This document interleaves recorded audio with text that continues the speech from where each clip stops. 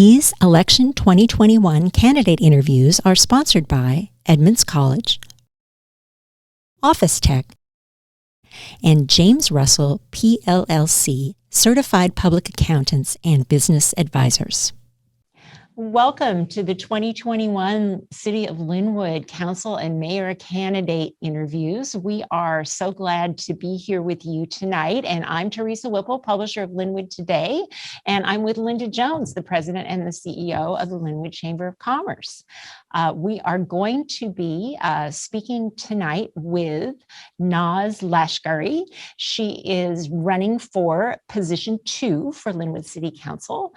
And Naz, we're so glad to have you. Thank you. So glad to be here. Thank you for having me. You bet. So we're going to start with a pretty basic question, and that is, as soon as I get to the right page here, what ideas do you have? Oh, sorry, no, that was the wrong one. Boy, I'm doing well. Here we go. What experiences would you bring to the council, and how are they relevant to being an effective council member?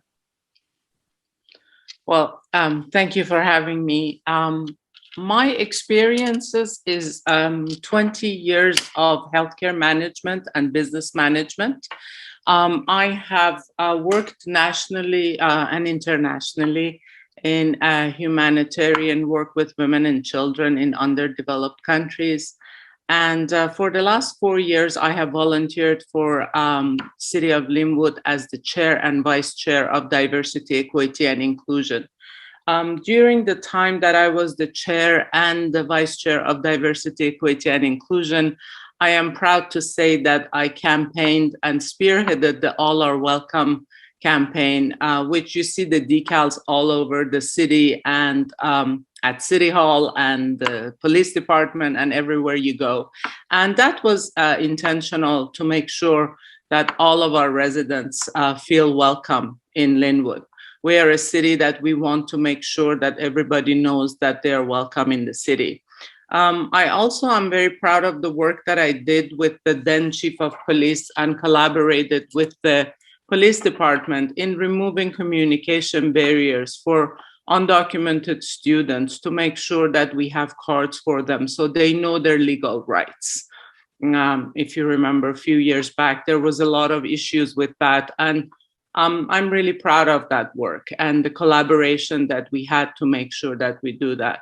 And last but not least, the most important work that I did, that was my proposal to the mayor, of course, with the commissioners, was the race and social justice coordinator position, which I really take pride in because I think we have taken the first step in making sure that we have a diversity, equity, and inclusion office at City of Lynnwood to make sure that we do pay attention to the detail of people who feel marginalized, regardless of their sexual orientation, country of origin, religious background, or disabilities, or anything else that might make them feel marginalized.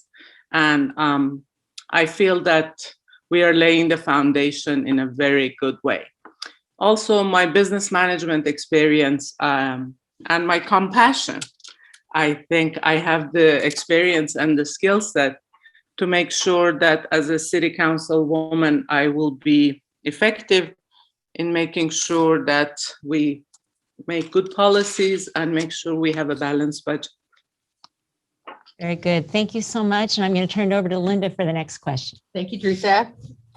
Welcome. Thank you. Lynnwood has been cited as a model for regional growth. How does Lynnwood grow while still retaining the character of its existing neighborhoods? Actually, as a homeowner in Lynnwood, that is very important for me to make sure that we continue to grow in our urban core and our city center, which is the community's vision that we have worked with for many years, and make sure that we can continue for our city to be keeping its culture and sustain the residential aspect of it. I think by concentrating on the city center and the urban core that we are developing, with the light rail coming and having a terminus in Lynnwood, with the Alderwood Mall, I think we can definitely work in the planning, which the City of Lynnwood Planning Department, Parks Department, truly the staff of City of Lynnwood have done a fantastic job setting the plan for the next 10 years and the vision of how this is going to be managed. And I think by concentrating on at the city center and the urban core, we can definitely have that vision, the community vision come to be, and still maintain the residential aspect of our city. Great. Thank you so much for that. My question next for you is, what ideas do you have for addressing the city's homelessness issue? As we all know, this is a situation that is at the crisis point in our region. I have lived in the Puget Sound area for the last 42 years, and I have never, ever seen it like this in any of our towns in this area. And of course, there are many issues that are fueling this. I think the most important thing that is fueling homelessness is the mental health issue, opioid addiction, and economic inequity. And these three are all at the same level. It's not a 1, 2, 3 issue. They're all, to me, on the same level. And what this is doing is fueling this crisis in our region. And my idea for dealing with that is to work with our law enforcement by creating more positions of social worker and making sure that people who are dealing with the homelessness issue are trained to be able to handle the situation rather than criminalizing it. As far as what we can do to provide homes for that, I am looking at King County. Dow Constantine recently, in the last week alone, has purchased a hotel in Renton and another hotel in Redmond. And they're going to be housing a lot of the homeless families that a lot of the students, believe it or not, are also falling victim to the economic inequities and are living either in their parents' cars or living in tents. And so I think as a small city, I don't see City of Lynnwood having the economic power to do such a grand scale help for the homeless. But I think if we can create positions that we can help the homeless find ways of getting into these homes that are available maybe in other cities besides Lynnwood, and making sure that we are helping the people who have fallen on this very tragic situation. And whether it's the healthcare issue that we need to help them with, making sure at our community health centers we can do that. I don't know if you know, but I do work for CMAR, which is a community health center. And I think, in collaboration with law enforcement, we can create situations where we can help these residents and getting them back on track, as they say, to be able to help them so that we can get them back on their feet, whether it's their healthcare issues or their opioid issues or the economic issues of being able to help people get back in jobs that are good wage paying jobs that they can sustain their life. So I think sometimes people fall short and they need help. And I think as a community, as a city, it is up to all of us to have that compassion. And a lot of us look at it with a very negative kind of, oh, not in my backyard kind of a thing, And I think we need to look at it more as to what is happening in our backyard. Why is this happening like this? And what can we do as a community to help the situation? Because again, as I said, in the last 42 years, I had never seen what we are seeing and experiencing, and my heart goes out to them. So whatever we can do, we need to do. Thank you so much. Thank you. How would you help Lynnwood businesses who have been impacted by the COVID-19 pandemic? Well, again, this is something that the whole world is dealing with currently, But in Lynnwood, I think one of the most important things that we can do is help the small businesses. And what we can do to help the small businesses, I think, is make sure that we support them. And how do we support the businesses? We ask our community members to go to these businesses, to help these businesses so that they can get back on their feet again. I know there were a lot of helps from the federal and state level for these businesses during the pandemic. The mayor and the city council were wonderful in making sure that these funds are getting to these small businesses. And I think if we just continue on that path and making sure that they do have the funds that they need to be able to continue to be surviving before flourishing again, before thriving again, first step, one step at a time. And I think we are at a good place. I think a lot of businesses are seeing a comeback, and I think we really don't have much to worry about. I think things are going to pick up very quickly, and everyone is aware of the businesses and hurting. And I think our community is very supportive of our local businesses, and that's something we should be proud of. Thank you. All right. Do you have ideas for better engaging residents who have not traditionally been involved in government? I keep smiling to these questions because these are hard questions that you guys are bringing up,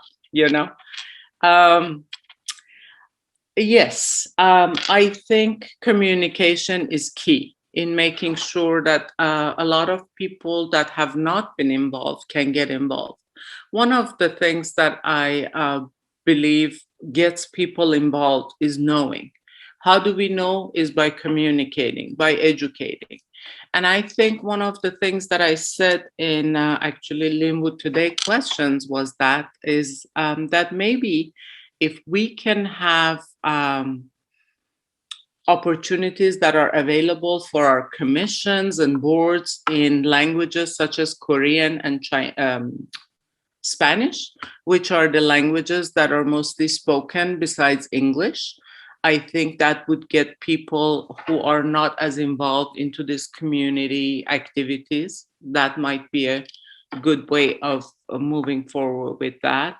But the other idea I have is to make sure that we expand on social media to make sure, because a lot of people nowadays are involved in social media, and that's how a lot of the younger generation can get involved.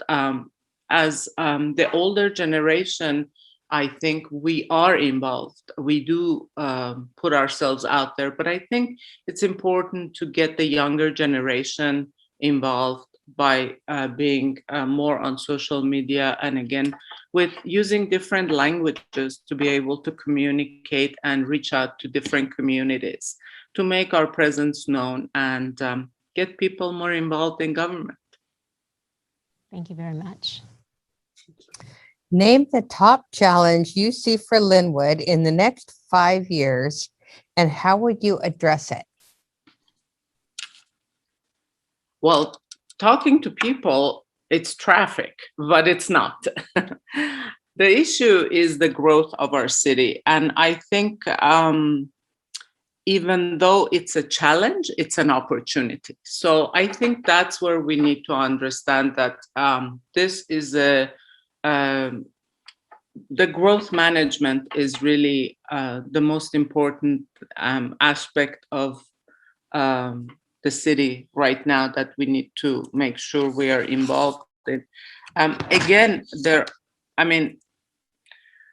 I don't want to say the most pressing because they are all parallel. So again, I don't like to say 1, 2, 3, 4 because they are all as important. I think safety is very important for our city.